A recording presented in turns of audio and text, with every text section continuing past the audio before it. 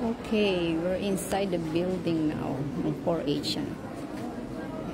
Dito ginaganap yung mga judging ng mga bata na may mga project. Ayan sila. Andyan sila.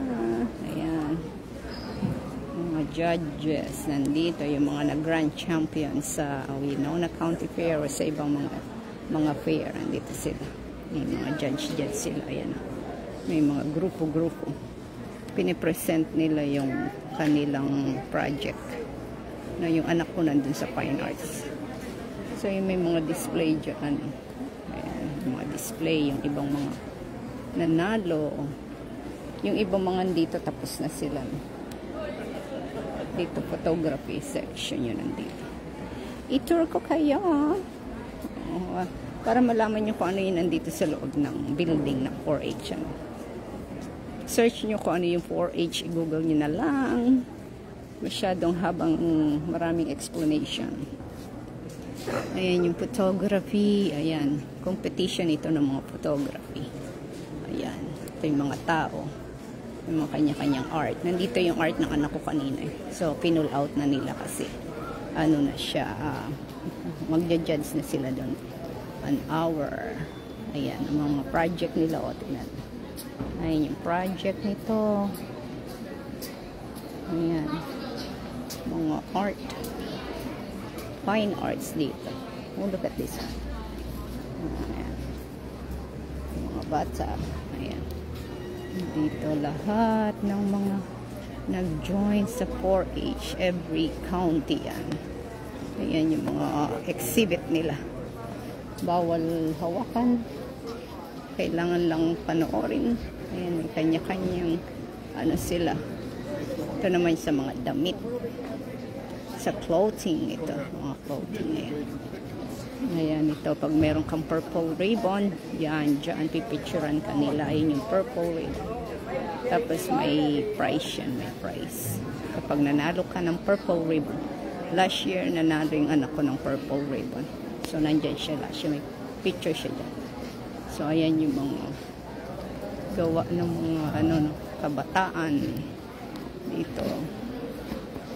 Ayan, gina-judge na sila dyan. Judging time sila. Ayan. Ayan. Judging time. Ayan o, mga art din o. Ayan, penny o. Ginawa ano. Yung penny, ano siya o. Picture pala siya. Yung penny, galing o. Ano siya, hindi siya picture yun, parang tao siya yun. Pero penny lang siya, yun, mga bata. Yung display. Ayun. Ayun yung anak ko, nandun sa loob. Ginajudge ang kanyang art. Mga to. Project sila. Andoon yung anak ko. Explain niya kung ano yung ginawa niya. Find out kung mananalo ulit siya, kung mag-grand champion ulit siya. Please do not touch exhibit. Do not touch exhibit daw. Ayan, ayan po ang 4H, no? 4H building dito sa loob para makita nyo kung ano yung mga nandito. So, information about it, kung ano yung mga ginagawa. Yung mga ano sila ganyan, yung mga project. So health, safety. So yun. Ito naman engineering ata. Itong engineering design challenge.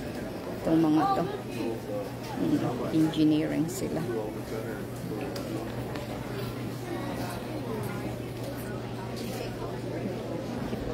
4H give youth opportunities to learn, lead, and contribute to the community.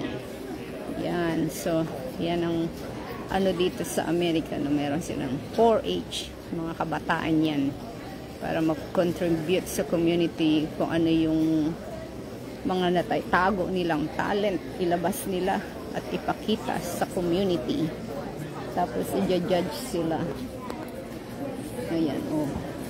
meron dito. The Reserve. Look at that. Mga yan. Ayan. Enjoy nila. Creativity. Ito naman sa cooking.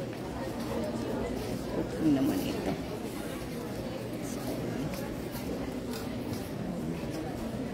Sana meron din ganito sa Pinas, no?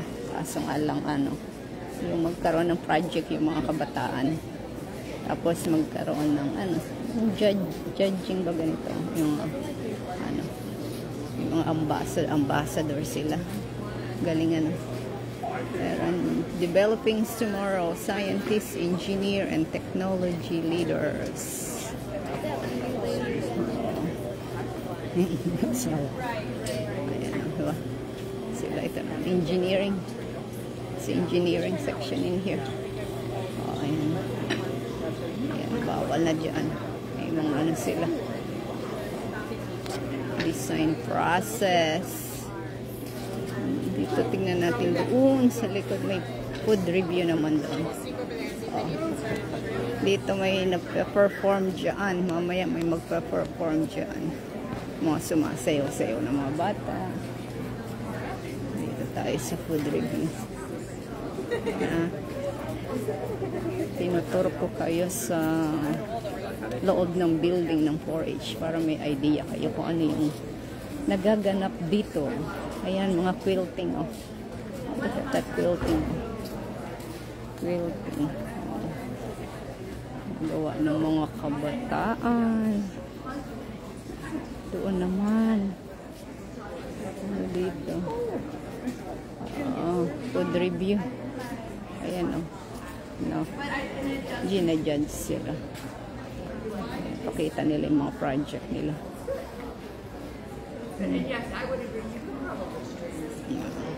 So, leadership brings everyone to the table. Maganda naman ito. Leadership brings everyone to the table. Discover the possibilities with 4-H. Every for her is an important piece. We have something for everyone. Alright. Ang galing nito, oh. Ito, ano to? Yung halaman. Oh. Taniman siya ng halaman, oh. Pipe siya, pipe. Ano? Ito rin, oh. Oh. Galing. Meron na siyang automatic na ano, tubig siguro yan. Ano? Right, yeah. So now I'm just going to wait for her to get here. Oh, ayan. Na-tour ko na kayo. Thanks for watching. Mamaya naman. Mamaya naman tayo. Alright.